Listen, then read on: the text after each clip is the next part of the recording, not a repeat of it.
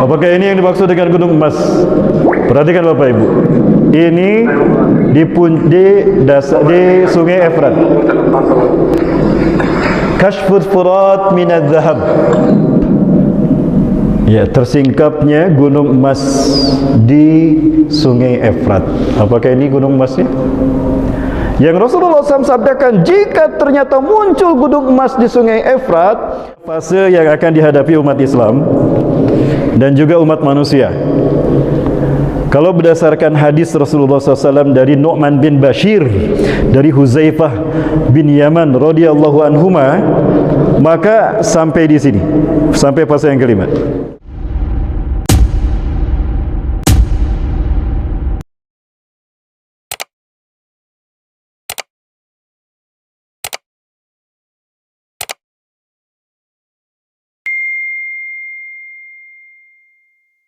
Assalamualaikum warahmatullahi wabarakatuh.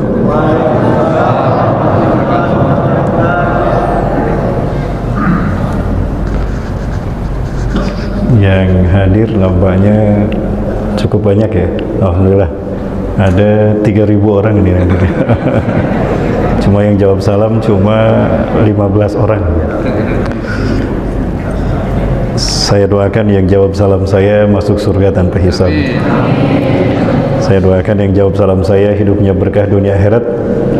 Saya doakan yang jawab salam saya jika punya hutang Allah lunaskan hutang-hutangnya. Nah, yang amin punya hutang. Ada pepatah mengatakan, ada pantun dari teman saya bukan saya. Matahari terbit dari barat itu tanda dekatnya hari kiamat. Jika memang kita umat Nabi Muhammad, jawablah salam saya dengan penuh semangat. Assalamualaikum warahmatullahi wabarakatuh.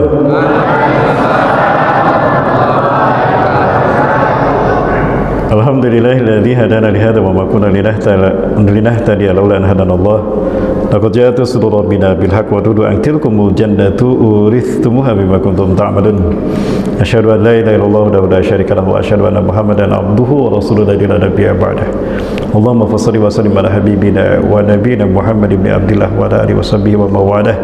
Ma syaa Allahu kan wa ma lam yasha lam yakun wa la haula wa la quwwata illa billah. Amma ba'd. Qala Allah Ta'ala fi kitabihil karim bi qawlihi atadil muhtadun. A'udzu billahi samii'il 'aliim minasyaitonir rajiim min hamzihi wa nafthihi wa nafthihi. Ya ayyuhalladzina amanu taqullaha haqqa tuqatih wa la tamutunna illa wa antum muslimun. Wa qala ta'ala fi ayatil ukhra wa tazawwadu fa inna khairaz zadi taqwa wattaqun ya ulil albab. Wa qala Rasulullah sallallahu alaihi wasallam huwa shadiqul wa'dil amin. Saddidu wa badiru wa qaribu fa innahu la yudkhilul jannata ahadakum ma'amal. Qila wala anta ya Rasulullah? Qala wala ana walakin Allah yatagammadani bi rahmatih. Al hadis wa kama qala sadaqallahu lazim wa sadaqa rasulul karim wa nahnu ala dzalika minasyahidin. Tidak kata yang bisa kita ucapkan mengawali ceramah di tabligh akbar malam hari ini di Masjid Al-Muhajirin, melainkan syukur kita kepada Allah Subhanahu wa taala yang telah menakdirkan kita bisa bertemu, berkumpul melaksanakan salat maghrib berjamaah. Satu ibadah yang menjadi ciri kehambaan kita kepada Allah Subhanahu wa taala. Salat yang menjadi bukti tauhid ada pada diri kita. Karena dasarnya salat adalah merupakan konfigurasi atau parameter tauhid bagi setiap individu muslim. Itu lihat dari salatnya. Salat merupakan konfigurasi dasar tauhid yang dimodulasikan dalam bentuk gerakan, zikir dan doa. Itulah kenapa salat menjadi rukun Islam yang kedua. Alhamdulillah tadi kita sudah menguatkan simpul tauhid dalam diri kita dengan salat maghrib berjamaah. Satu keberuntungan bagi kita, apabila kita berangkat dari rumah menuju masjid, maka dosa-dosa kita berguguran. Ketika dosa berguguran, maka jiwa kita makin ringan sehingga derajat kita makin tinggi di sisi Allah. Sebagaimana Rasulullah SAW sabdakan, "Ma min 'abdin yakhruju min baitihi ila baitin min buyutillah Tidak ada seorang hamba pun yang keluar dari rumahnya menuju satu rumah dari sekian banyak rumah Allah, maksudnya masjid, la yukhrijuhu illa shalah. Tidak ada yang membuat dia keluar kecuali salat wajib, illa kanat khutuwatuhu, melainkan langkah demi langkahnya, ihdahuma, langkah yang pertama, khuttat anhu khotoyah, menggugurkan dosa-dosanya, wa ihdahuma turfa'u darajatah, langkah yang kedua, meninggikan derajatnya. Kalau Bapak Ibu lihat nanti pulang dari masjid akan ada banyak dosa-dosa bergeletakan di jalan raya di perjalanan, itu dosa-dosa kita ya. Satu langkah kita melangkahkan kaki, jatuh dosa kita. Makin jauh seseorang dari masjid, makin banyak dosa-dosanya yang berguguran. Itulah kenapa yang paling beruntung orang yang paling jauh dari masjid, karena dosanya paling banyak yang berguguran. Ya, ketika dosa berguguran, dosa itu adalah beban bagi jiwa kita. Makin banyak dosa kita, makin berat beban jiwa kita. Makin berat beban jiwa kita karena dosa, makin sumpek hidup kita. Makin sempit apapun jadi masalah. Tapi ketika dosa berguguran, jiwa kita ringan. Ya, karena bebannya berkurang. Ketika jiwa kita ringan, derajat kita naik di sisi Allah. Makanya kata Rasulullah SAW, wa ihdahuma turfa'u darajatah. Langkah yang kedua, meninggikan derajatnya di sisi Allah SWT. Maka berbahagialah Bapak Ibu yang hadir di masjid ini, adalah pilihan Allah semua, yang sudah Allah gugurkan dosa-dosanya dan Allah tinggikan derajatnya. Yang kedua, Bapak Ibu rahmati Allah, syukur kita kepada Allah SWT, kita i'tikaf sebentar dan nanti dilanjut pada Isya untuk menggelar majelis ilmu. Dan apa kata Rasulullah SAW? Man kharaja min baitihi li talabil ilmi fahuwa fi sabilillah. Barang siapa yang keluar dari rumahnya untuk menuntut ilmu, maka dia ada di jalan Allah. Apapun yang terjadi selama kita berada di majelis ilmu, dia ada di jalan Allah. Misalnya nih Pak, kita lagi di masjid, tiba-tiba Allah mencabut nyawa kita, matinya kita, itu fi sabilillah. Yang kedua, Rasulullah SAW juga mengatakan, man salakan tariqan yaltamisu fihi ilman sahadahullahu tariqan ilal jannah. Barang siapa yang keluar dari rumahnya untuk menuntut ilmu, maka Allah memudahkan baginya jalan menuju surga. Nah, maka saya yakin Bapak Ibu yang hadir di masjid ini bertahan untuk menuntut ilmu adalah calon ahli surganya Allah Subhanahu wa taala. Amin. Bapak Ibu mau masuk surga? Yang jawab sedikit berarti surga peminatnya sedikit memang. Bapak Ibu mau masuk surga? Bukan, yang jawab sedikit keneh itu. Ya, hafal nama-nama surga, Bu? Nah, sesuatu yang aneh bin ajaib. Ditanya mau masuk surga, mau. Hafal nama-nama surga? Enggak. Kalau kita pengen masuk surga tapi tidak hafal nama-nama surga, di padang mahsyar nanti dijamin salah alamat, Bapak Ibu. Ya, hati-hati, di padang mahsyar nggak ada Google Map, Bapak Ibu ya. Nggak ada Gojek, nggak ada Grab. Ya, surga yang pertama adalah surga Firdaus. Itu surga yang paling tinggi. Di bawah surga Firdaus ada surga Aden. Di bawah Aden ada Naim. Di bawah Naim ada Ma'wa. Di bawah Ma'wa ada Darussalam. Di bawah Darussalam ada Darul Maqamah. Paling bawah Baitul Ma'mur. Hafal? Gimana ini? Mau masuk surga nggak hafal surga? Jangan-jangan hafalan neraka ini.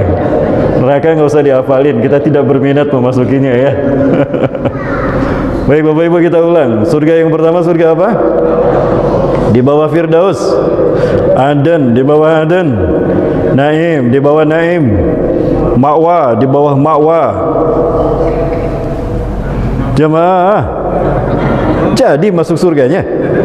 Kok nggak hafal nama-nama surga? Masya Allah. Ya, di bawah Darussalam ada Darul Maqamah, paling bawah Baitul Ma'mur, di bawah Baitul Ma'mur ada Al-Muhajirin. Loh, dari mana kita meraih surga kalau bukan dari masjid? Betul? Ada jaminan surga kalau kita pergi ke mall? Tidak ada. Nah, maka itu Bapak Ibu sekalian Allah makmurkan masjid kita.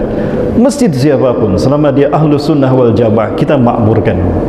Karena semua kita hakikatnya adalah sama, bersaudara. Yang menentukan siapa yang paling benar adalah Allah, bukan kita. Kenapa? Karena kebenaran datang dari Allah, bukan dari pandangan manusia. Al-haqqu min rabbika falatakunanna minal mumtarin. Betul jamaah? Nah, jadi klaim paling sunnah itu dari Allah, bukan dari manusia. Betul? Mana nih suaranya jamaah? Baik, salawat dan salam semoga dilimpahkan selalu pada uswah dan qudwah kita Rasulullah Muhammad sallallahu alaihi wasallam. Makhluk Allah yang paling pertama diciptakan. Ketika alam semesta belum ada, nama Rasulullah sudah Allah sandingkan di samping nama Allah. Tatkala Allah menciptakan Nabi Adam, Nabi Adam bernafas, lalu Nabi Adam bersin mengucapkan hamdalah. Kagum para malaikat. Baru pertama hidup, ucapan yang pertama keluar adalah alhamdulillahirabbil alamin. Kagum para malaikat. Sehingga para malaikat, termasuk malaikat Jibril, mengatakan yarhamukallah ya Adam. Nabi Adam menjawab yahdikumullah wa yuslihu ba'dakum. Lalu Nabi Adam mengangkat kepalanya ke atas, maka tampak arsy Allah yang sangat indah. Takjub Nabi Adam dengan indahnya arsy Allah. Kembali Nabi Adam mengeluarkan kalimah thayyibah, subhanallah walhamdulillah wala ilaha illallah Allahu akbar. Itu ucapan yang pertama keluar dari lisan Nabi Adam. Maka kemudian tampak di hadapan Nabi Adam pilar-pilar arsy Allah menopang kokoh arsy Allah tadi. Dan di antara pilar-pilar yang menopang arsy Allah tadi tertulis dua kalimat, la ilaha illallah Muhammadur Rasulullah.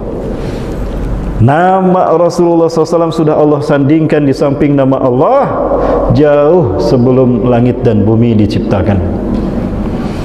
Bapak Ibu, jadi sebelum langit dan bumi Allah ciptakan 50.000 tahun sebelumnya, nama Rasulullah sudah ada. Jadi yang pertama diciptakan Rasulullah apa Nabi Adam? Jamaah. Oi jamaah. Masih ada? Ya. Hakikatnya yang pertama diciptakan adalah Rasulullah SAW. Namun yang pertama dilahirkan adalah Nabi Adam. Kenapa Rasulullah SAW pertama diciptakan namun terakhir dilahirkan ke muka bumi? Bapak Ibu, siapapun pasti memahami bahwa hidup kita ini adalah pertarungan antara hak dan batil. Innamal hayah asratun bainal haqqi wal batil. Maka berbicara pertarungan antara hak dan batil ini, yang ditunggu-tunggu tentu bukan babak penyisihan, bukan babak semifinal, tapi babak final. Betul? Karena babak final menentukan siapa yang menang dan siapa yang kalah. Maka ketika berbicara babak final, tentu yang diturunkan bukan pemain yang ecek-ecek, bukan pemain cadangan, tapi yang diturunkan adalah pemain yang terbaik. Rasulullah SAW makhluk Allah yang terbaik, yang paling mulia, dilahirkannya di babak final, diutusnya di babak final untuk membuktikan kebenaran Allah sebagai Tuhan kita, pencipta alam semesta. Kedua, membuktikan Islam fitrah kita. Ketiga, membuktikan kualitas kemuliaan beliau sebagai makhluk Allah yang terbaik. Maka beruntunglah kita berada di akhir zaman menjadi umatnya. Kenapa demikian? Karena Allah lahirkan kita di babak final. Betul Bapak Ibu? Dan Bapak Ibu yang dirahmati Allah, apakah pertarungan hak dan batil berhenti dengan wafatnya Rasulullah SAW? Tidak. La tantahi asiratul bainal haqqi wal batil bi wafati Nabi Muhammad SAW. Tidak berhenti pertarungan hak dan batil dengan wafatnya Rasulullah SAW. Lakinna yattasilu wa yastamiru ila nihayatiha. Tapi sekarang sampai kepada babak yang terakhir. Berbicara babak terakhir, maka pertarungannya dahsyat luar biasa. Artinya tidak lama lagi Bapak Ibu, peristiwa-peristiwa besar akan kita saksikan, akan digelar oleh Allah Azza wa Jalla untuk membuktikan siapakah yang terbaik dan siapakah yang paling benar. Saat itu akan Allah buktikan siapa yang paling mengikuti sunnah Rasulullah sallallahu alaihi wasallam dan siapa ahlul bid'ah. Betul? Jadi bukan sekarang Bapak Ibu ya. Bukan sekarang. Baik Bapak Ibu dan Matius SWT, Ini adalah beberapa rangkaian peristiwa besar yang Rasulullah SAW sebutkan dalam beberapa hadisnya. Peristiwa paling atas, saya sepakat jika Perang Dunia Ketiga. Di bawah Perang Dunia Ketiga munculnya Imam Mahdi, di mana munculnya Imam Mahdi akan ditandai oleh beberapa peristiwa. Nah, kita bahas malam hari ini. Kemudian perang yang pertama dilakukan oleh Imam Mahdi adalah perang melawan Arab, melawan Jazirah Arab, bukan melawan Amerika, bukan melawan kapitalis, bukan melawan komunis, tidak, tapi melawan kemunafikan raja-raja Arab, melawan kemunafikan bangsa Arab. Kita saksikan, Maulid dilarang di Saudi Arabia, tapi Halloween diizinkan. Aneh, betul? Situs-situs kenabian dihilangkan. Maka kita kehilangan jejak kenabian Rasulullah SAW. Nah, ini nanti akan terjadi. Berbagai macam kemunafikan yang terjadi di tanah Arab akan sampai pada titik klimaksnya dengan terbunuhnya pemimpin Ibnu Saud di akhir zaman. Sehingga 3 putra mahkota berperang, berselisih untuk memperebutkan kekuasaan, tapi mereka tidak berhasil, karena yang berhasil menjadi pemimpin saat itu adalah Imam Mahdi. Betulkah Imam Mahdi akan datang? Yakin saya. Meyakini munculnya Imam Mahdi wajib. Tidak yakin berarti ada penyakit dengan imannya. Para ulama sepakat iman kepada Imam Mahdi adalah mutawatir ma'nawi. Maka mengingkari, mohon maaf, hadis-hadis tentang Imam Mahdi ini adalah mutawatir ma'nawi, di atas muttafaq alaih. Maka mengingkari hadis-hadis Imam Mahdi berarti mengingkari sebagian ayat, walaupun beriman pada sebagian ayat. Ya, maka mau tidak mau, sadar tidak sadar, diterima ataupun tidak, Imam Mahdi pasti datang. Kapan kemunculannya? Banyak tanda-tandanya. Yang pertama, idza muni'an nasu ay yahujjal baita wa ya'tamiru ilaiha. Apabila manusia terhalang melaksanakan haji dan umrah, pertanda itu akan datang Imam Mahdi. Sudah terjadi belum? Sudah terjadi. Apa yang membuat kita terhalang? COVID-19. Yang kedua, mulai berseterunya bangsa-bangsa Bani Rum. Ya, bahkan ada peperangan yang kemudian umat Islam akan bersekutu dengan Bani Rum. Satu salihun ar-Rum. Ya. Satu salihun ar-Ruma sulhan aminan. Kalian akan bersekutu dengan Bani Rum. Akan berdamai dengan Romawi, dengan perdamaian yang sempurna dalam keadaan aman.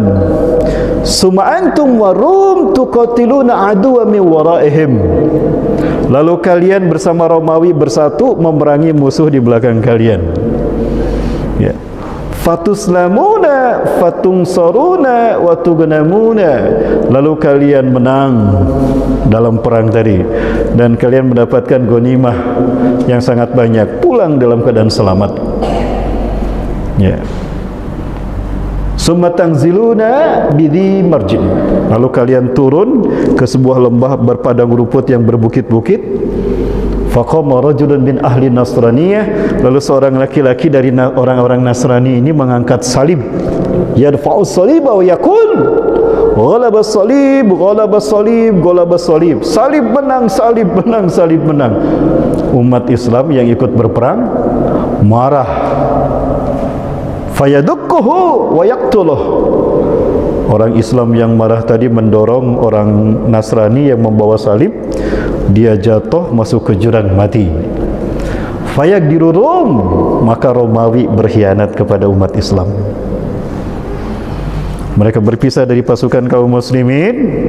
Fayajtami'una tahta 80 rayah. Lalu mereka berkumpul di bawah 80 bendera.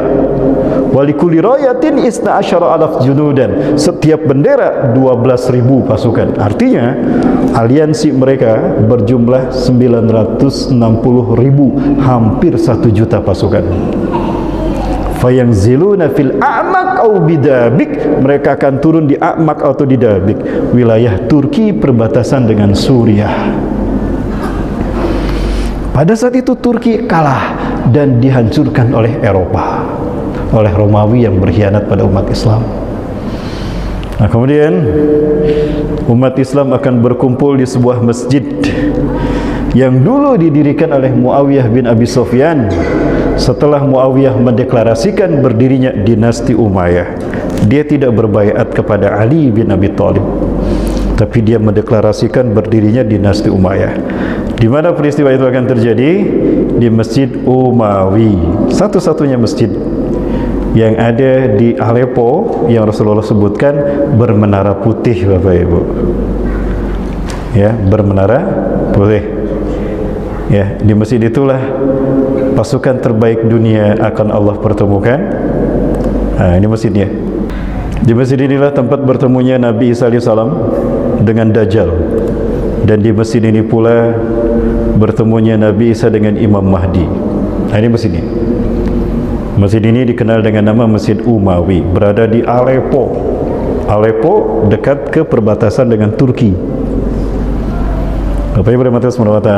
Nah, ini posisi masjidnya ada di sini, perbatasan dengan Turki. Nah, disinilah nanti 3 pasukan terbaik dunia yang akan menzahirkan Islam berkumpul. Ya, dan akan dipimpin oleh Imam Mahdi. Saat itu akan dilaksanakan solat subuh berjamaah. Wa qad uqimatis shalah, dan sungguh solat sudah dikumandangkan. Wa imamukum minkum, dan imamnya dari kalangan kalian. Artinya kalangan kita, bukan Nabi Isa alaihissalam. Wa huwa yusawwu sufufakum, dan dia meluruskan saf solat kalian. Falamma yusawwu sufufakum, tatkala Imam Mahdi meluruskan saf solat kalian, fanazala Isa bin Maryam, maka Nabi Isa AS turun di masjid ini, indal manaratil bayda, di samping menara putih. Nah, ini menara putihnya. Di samping menara inilah Nabi Isa AS turun, ala janahain malakain, memegang sayap 2 malaikat. Ya. Lalu turun Nabi Isa AS, Imam Mahdi mengatakan, ta'ali Nabi Allah, salilana, mari Nabi Allah, imami kami solat. Nabi Isa menolak untuk menjadi imam. La taqaddam, Nabi Isa mendorong Imam Mahdi. Taqaddam, hadhihi uqimat lak, ente ke depan, ini solat dikumandangkan untukmu, bukan untuk saya. Inna ba'dakum li ba'din umara, sebagian kalian pemimpin bagi sebagian yang lain. Tukramatullahi ala hadhil ummah, kemuliaan yang Allah berikan pada umat ini. Bayangkan, Nabi Isa makmum di belakang Imam Mahdi. Siapa yang lebih mulia, Imam Mahdi apa Nabi Isa? Jamaah, hening sekali ini, pada kemana? Ini serius apa pada ngantuk? Kenapa Nabi Isa tidak mau menjadi imam solat? Karena Nabi Isa Nabi bagi Nasrani, bukan bagi kita. Betul? Bagi Nasrani, bukan bagi kita. Dan Nasrani sudah tidak ada. Yang kedua, kenapa Nabi Isa tidak menjadi imam salat? Karena semua Nabi dan Rasul sudah diambil sumpahnya oleh Allah. Manakala bertemu dengan Rasulullah SAW atau hidup di zaman Rasulullah SAW, wajib meninggalkan tugas kenabiannya dan bergabung menjadi umat Rasulullah SAW. Subhanallah. Sampai-sampai Rasulullah menegaskan, "Lau asbaha Musa fikum, thumma i'taba'tumuhu wa taraktumuni, la dalaltum." Andai kata Musa masih hidup di tengah-tengah kalian pagi hari ini, lalu kalian pergi mengikuti Musa dan Tauratnya, kalian meninggalkan aku di sini, la dalaltum, sungguh sesatlah kalian. Allahu Akbar. Padahal Nabi Musa Nabi Allah juga, Taurat kitab Allah juga, tapi mengikuti Taurat dan Nabi Musa setelah Rasul diutus dan Quran diturunkan, sesat. Justru apa yang harus dilakukan? Nabi pun harus mengikuti Nabi Muhammad SAW. Sampai-sampai Rasulullah menegaskan hakikat keberadaan di kemuliaan dirinya, kedudukannya dibandingkan Nabi dan Rasul Allah yang lain.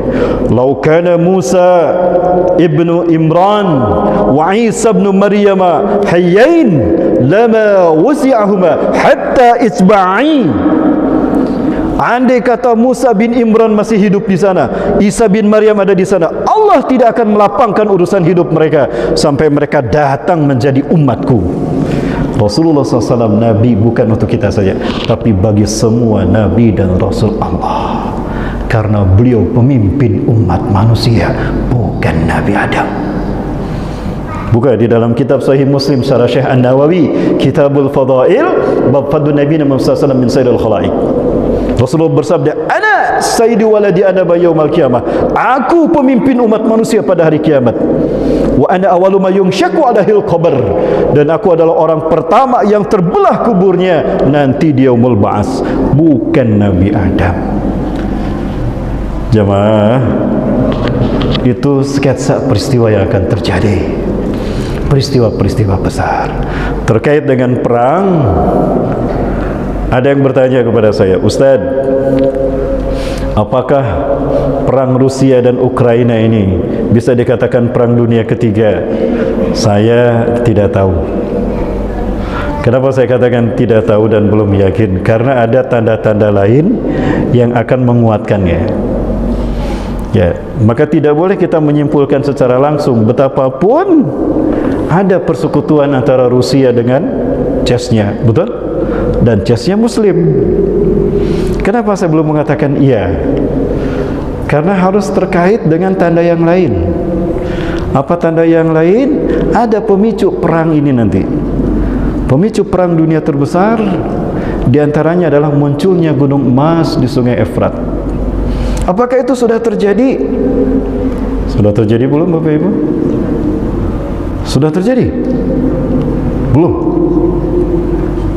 Yakin belum? Yakin. Baik Bapak Ibu rahmati Allah, kita perlihatkan salah satu sesuatu yang ada di sini. Ini sudah terjadi, Bapak Ibu, sudah terjadi di tanah Irak. Ini saya perlihatkan pada Bapak Ibu. Apakah ini yang dimaksud dengan gunung emas? Perhatikan Bapak Ibu. Ini di Sungai Efrat. Kashful Furat min adz-dzahab. Ya, tersingkapnya gunung emas di Sungai Efrat. Apakah ini gunung emasnya? Yang Rasulullah SAW sabdakan, jika ternyata muncul gunung emas di Sungai Efrat, maka fayaqtatilun nas yauma idzin, maka manusia berperang pada saat itu dengan perang yang sangat dahsyat, memperebutkan emas tadi. Ala kulli mi'ati nafarin, dari 100 orang yang berperang, satu yang selamat. Setiap 100 orang yang selamat cuma satu. Jadi kalau yang berperang 1000, yang selamat berapa? 10. Kalau yang berperang 1.000.000, yang selamat 100 orang. 1.000 orang, 100 orang. Itu Bapak Ibu dahsyatnya perang ini. Dan perang ini kemudian Rasulullah sebutkan Al-Ahzab. Kita menyebutnya Armageddon. Artinya perang ini masih menggunakan teknologi. Lalu kapan perang? Adakah perang tanpa teknologi? Ada. Dan perang itu dinamakan perang Al-Malhamatul Kubra, perang tanpa teknologi. Kenapa demikian? Karena teknologi akan hilang dari muka bumi. Rasulullah bersabda, "Sum'atum ila ma bada'tum, sum'atum ila ma bada'tum." Kalian akan kembali ke zaman kalian datang pertama kali tanpa teknologi. 2 kali Rasulullah mengatakan demikian. Pertanyaannya, bagaimana proses teknologi hilang dari muka bumi? Nantikan pembahasannya setelah yang satu ini. Jangan kemana-mana, tetap bersama saya yang satu ini, Bapak sekalian. Kami hadir dalam rangka safari dakwah menyampaikan pesan utama. Pesan utama kami adalah Palestina.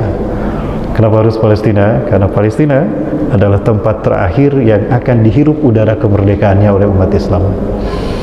Setelah itu Rasulullah sabdakan, ketika panji tauhid berkibar di Masjidil Aqsa, au fi aknafihi, atau di lantainya, di pelatarannya, kiamat lebih dekat kepada manusia ketimbang pundak dengan kepalanya. Artinya kalau Islam sudah zahir di seluruh dunia, masa menetap kita di muka bumi hanya sebentar. Dan kalau kita tidak sempat ke Masjidil Aqsa, misalnya Israel keburu diperangi nanti oleh umat Islam, maka kesempatan kita mengunjungi Masjidil Aqsa di saat Nabi Isa sudah ada di tengah-tengah kita. Maka manfaatkan waktu mumpung ada, mumpung masih aman. Yuk kita berziarah ke Masjidil Aqsa. Insya Allah tanggal 20 ini saya akan berangkat ke Palestina. Dari sini saya istirahat 1 hari. Tanggal 20 saya berangkat bersama 40 jemaah ke Masjidil Aqsa. Kita akan transit di Muscat, Oman. Dari Oman kita ke Kairo. Di Kairo kita 3 hari. Setelah itu kita ke Taba, perbatasan Mesir Palestina. Kita masuk ke Palestina. Kita sholat Jumat di Masjidil Aqsa. Kita sampaikan kabar Indonesia kepada ulama-ulama dan saudara kita di Masjidil Aqsa. Kemudian setelah di Palestina, kita akan ke Jordan. Dari Jordan baru pulang ke Indonesia. Bapak Ibu perjuangkan, mumpung masih ada waktu dan kesempatan. Insya Allah tahun depan saya sudah meminta kepada travel kami, agen kami, untuk bisa ada jadwal di bulan Rajab. Kita mentafakuri, mempelajari kisah Isra Mi'raj langsung di bumi Isra Mi'raj Masjidil Aqsa. Tahun depan insya Allah saya sudah mengajukan ke Mr. Ala, Syekh Ala di Mesir. Beliau pemilik travel kami. Insya Allah nanti saya bertemu nanti di Mesir bersama beliau. Baik Bapak Ibu rahmati Allah, masih ada waktu? Jamaah, masih ada waktu? Saya baru pembukaan tadi Pak.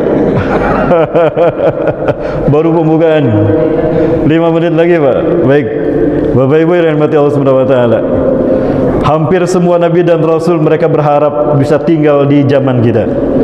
Mereka meminta kepada Allah agar dihidupkan di zaman kita. Ya Allah, tangguhkan ajal kami sampai di mana umat kekasihmu Rasulullah SAW dihidupkan. Kenapa mereka meminta hidup di zaman kita? Karena pertarungan di zaman kita paling bergengsi Bapak Ibu. Pertarungan di zaman kita antara hak dan batin ini paling bergengsi. Yang kita pertaruhkan bukan nama baik para Nabi dan Rasul Allah. Yang kita pertaruhkan bukan nama baik Rasulullah sebagai sebaik-baik makhluk Allah, tapi yang kita pertaruhkan adalah nama baik Allah sebagai satu-satunya Tuhan. Kenapa demikian? Karena yang kita hadapi adalah sang kampiun kesesatan iblis dan Dajjal yang mengaku Tuhan. Dwi tunggal. Yang simbolnya begini.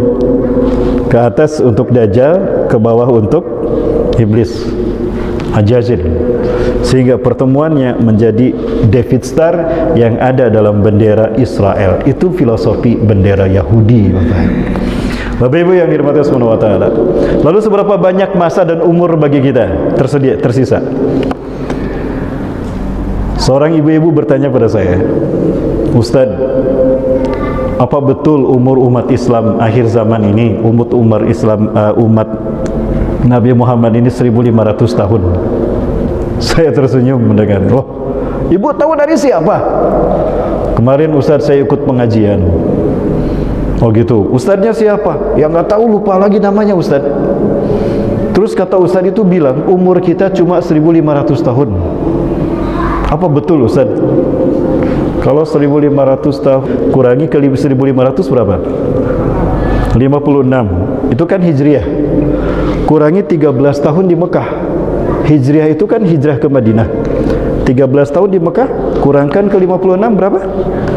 43. Apakah sisa umur kita tinggal 43 tahun? Kalau cuma tinggal 43 tahun, ini adik bisa kawin nggak nanti? Oh yakin, insya Allah. Yang jawab yang mau kawin itu. Bapak Ibu yang dirahmati Allah, hitung-hitungannya tidak demikian. Bapak Ibu yang dirahmati Subhanahu wa taala, ini adalah fase yang akan dihadapi umat Islam dan juga umat manusia. Kalau berdasarkan hadis Rasulullah SAW dari Nu'man bin Bashir, dari Huzaifah bin Yaman radhiyallahu anhuma, maka sampai di sini, sampai fase yang kelima. Takunu nubuwatu fikum masyaallahu an takuna summa yarfa'u idza syaa yarfa'ha summa takunu khilafatan ala min haji nubuwah masyaallahu an takuna summa yarfa'u idza syaa yarfa'ha summa takunu mulkan adan masyaallahu an takuna summa yarfa'u idza syaa yarfa'ha summa takunu mulkan jabariyatan masyaallahu an yakuna summa yarfa'u idza syaa yarfa'ha summa takunu khilafatan ala min haji nubuwah thumma sakat. Rasulullah diam setelah ini. Itu bagi kita. Artinya, masa bagi kita hanya tinggal sampai fase yang kelima. Di sini akan ada manusia yang hidup di muka bumi. Namun di sini tidak ada orang yang beriman. Walaupun imannya sebesar biji sawi, Allah akan mencabut nyawanya dengan sebuah angin yang berhembus sangat lembut dari bumi Hijaz. Satarihu riham min ardil Hijaz, akan berhembus sebuah angin dari bumi Hijaz. Tusamma Iliyin, diberi nama Iliyin. Kenapa diberi nama Iliyin? Saking lembutnya, kita orang beriman tidak merasa akan dicabut nyawanya. Jadi kalau ada angin lembut sepoi-sepoi, jangan senang Bapak Ibu.